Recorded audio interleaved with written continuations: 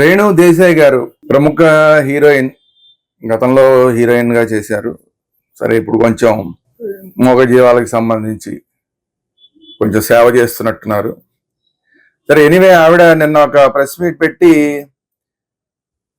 చాలా విషయాలు మాట్లాడారు. కుక్కల గురించి, ఆవుల గురించి, మేకల గురించి, ఇంకా చాలా వాటి గురించి మాట్లాడుతూ, అలాగే మనుషులు ప్రాణాల గురించి మాట్లాడుతూ చాలా పెద్ద ప్రెస్ మీట్ పెట్టారు. అయితే ఆ ప్రెస్ మీట్ లో ఆవిడ మాట్లాడుతూ సుప్రీంకోర్టు మీద తీవ్రమైన వ్యాఖ్యలు చేశారు. సుప్రీంకోర్టు న్యాయమూర్తి మీద, న్యాయమూర్తి యొక్క ఇంటెన్షన్స్ మీద కూడా ఆవిడ తీవ్రమైన విమర్శలు చేశారు. సో ఇది ఏమాత్రం క్షమించరాని విషయం, చట్టరీత్యా శిక్షార్హమైన విషయం.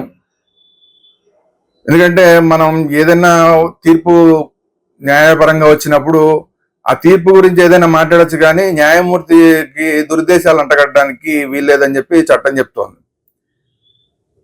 కానీ మరి అని పెద్దలందరూ చెప్తారు మరి.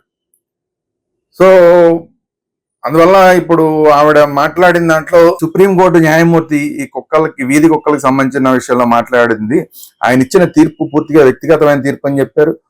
ఏమాత్రం కరెక్ట్ కాదని చెప్పారు. పైగా ఆయనని ఏదో ఒక కుక్క ఖర్చు ఉంటుంది, అందుకనే ఆయన అలాంటి తీర్పు చెప్పారు, ఆ కుక్కల మీద ఉన్న కక్షతోటి ఆయన అలాంటి తీర్పు చెప్పారు అని చెప్పి మాట్లాడారు. సో ఇది ఖచ్చితంగా పోలీసులు ఇమ్మీడియట్ గా అరెస్ట్ చేయాల్సిన విషయం, న్యాయస్థానాలు దీని మీద దృష్టి పెట్టాల్సిన విషయం.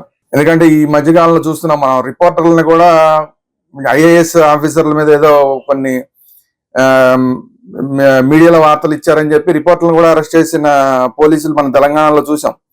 మరి అలాంటి పోలీసులు మరి నిన్న ఆ ప్రెస్ మీట్ లో రేణు దేశాయ్ గారు సుప్రీంకోర్టు న్యాయమూర్తికే దురుద్దేశాలు అంటగడుతూ, ఆయన తీర్పు మీద దురుద్దేశాలు అంటగడుతూ మాట్లాడిన విషయాల మీద మరి ఇంకా ఎందుకు చర్యలు తీసుకోవట్లేదని నాకైతే అర్థం కావట్లేదు. ఆ ప్రెస్ మీట్ కి అసలు ఇంటెలిజెన్స్ వాళ్ళు వెళ్ళారా వెళ్ళలేదా, ఇప్పుడు అసలు పోలీసులు, తెలంగాణ పోలీసులకి దీని మీద ఇన్ఫర్మేషన్ ఉందా లేదా అర్థం కావట్లేదు. కాబట్టి ఇమ్మీడియట్ గా దీని మీద చట్టపరంగా రేణు దేశాయ్ గారి మీద తెలంగాణ పోలీసులు చర్యలు తీసుకోవాలి. రెండోది, తెలంగాణ హైకోర్టు కూడా దీన్ని చాలా సీరియస్ గా తీసుకుని సుమోటోగా దీని మీద చర్యలు తీసుకోవాలని ఆ ప్రెస్ మీట్ మీద, ఆ ప్రెస్ మీట్ యొక్క ఇంటెన్షనే టోటల్ గా అసలు సుప్రీంకోర్టుని, న్యాయస్థానాలని అధిక్షేపించడానికే పెట్టిన ప్రెస్ మీట్ లాగా ఉంది. ఎందుకంటే ఆవిడ ఇంటెన్షనల్ గానే మాట్లాడారు. ఎందుకంటే కావాలంటే నన్ను అరెస్ట్ చేసుకోండి, నన్ను జైల్లో పెట్టండి, నేను చూసుకుంటానంటుంది. అంటే ఏంటంటే నన్ను ఎవరో అరెస్ట్ చేయలేరని ఆవిడ ఉద్దేశమా, నా మీద ఎవరో చర్యలు తీసుకోలేదని ఉద్దేశమా, నేను చూసుకుంటాను అంటే ఏంటి ఆవిడ ఉద్దేశం అనేది నాకు అర్థం కాదు. ఇదేదో ఇన్నోసెన్స్ తోటి, అమాయకత్వంతో చేసిన వ్యాఖ్యలు కాదు, తెలిసి ఉండి చేసిన వ్యాఖ్యలు.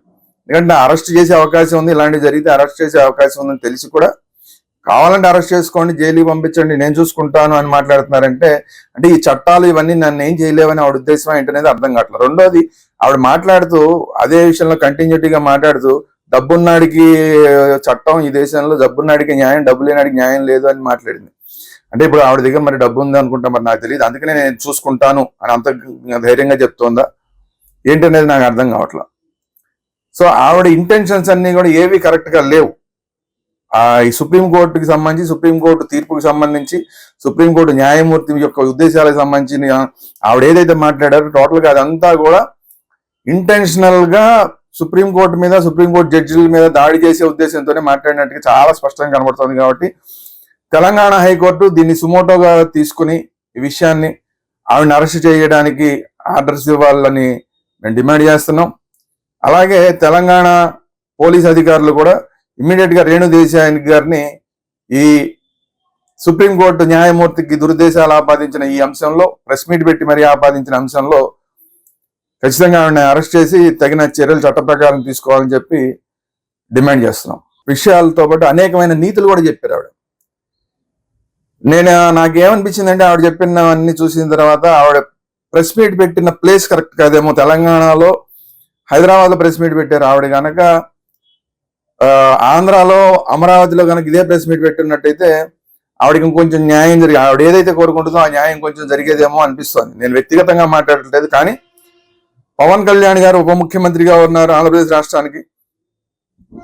మనందరికన్నా కూడా ఆవిడకి చాలా బాగా తెలిసిన వ్యక్తి. నేను పర్సనల్ గా మాట్లాడట్లేదు, ఆవిడకి బాగా తెలిసిన వ్యక్తి కాబట్టి తెలిసిన వ్యక్తి అని చెప్తున్నాను. సో ఆయన ఉప ముఖ్యమంత్రిగా ఉన్నారు కాబట్టి డైరెక్ట్ గా ఈవిడ అమరావతిలో ప్రెస్ మీట్ పెట్టి ఇదే సూక్తులు నీతి బోధలు చేసిస్తే కూడా ఆయన వాటిని పట్టించుకుని ఉండేవారేమో, లేదంటే డైరెక్ట్ గా ఆవిడ వెళ్ళి పవన్ కళ్యాణ్ గారిని కలవచ్చు, ఆయనకే చెప్పొచ్చు. ఎందుకంటే పంచాయతీరాజ్ ఈవిడ చెప్పిన పల్లెటూళ్ళలో కుక్కలు, పంచాయతీ సర్పంచులు కొంచెం కుక్కలను కొన్ని చోట్ల చంపేయడాలు, ఇలాంటివన్నీ కూడా వీటన్నిటికి సంబంధించి పంచాయతీరాజ్ శాఖ అంతా కూడా పవన్ కళ్యాణ్ గారి ఆధ్వర్యంలో ఉంది. అది కాక ఆయన ఉప ముఖ్యమంత్రిగా ఉన్నారు కాబట్టి సిటీసీకి సంబంధించి కూడా ఆ కుక్కలకు సంబంధించిన విషయం ఏదైనా మాట్లాడాలన్నా, లేదన్నా దానికి స్టెరిలైజేషన్ చేయాలన్నా, వీటన్నిటికీ కూడా ఆయనకి అధికారం ఉంది. కాబట్టి ఇక్కడ పవన్ కళ్యాణ్ గారి దగ్గరికి వెళ్ళి ఈ విషయాలన్నీ చెప్పుకుంటే, ఈ నీతి సూక్తులన్నీ కూడా ప్రెస్ మీట్ లో ప్రెస్ వాళ్ళకిను జనానికి చెప్పడం కన్నా కూడా పవన్ కళ్యాణ్ గారికి చెప్పుకుంటే ఆ నీతి సూక్తులు ఆయన తీసుకుని ఆయన తగిన చర్యలు తీసుకుని ఉండేవారేమో అనిపించింది. మరి తెలంగాణ ప్రభుత్వం కూడా మరి స్పందించి తగిన చర్యలు తీసుకుంటుందా ఏంటనేది చూడాలి.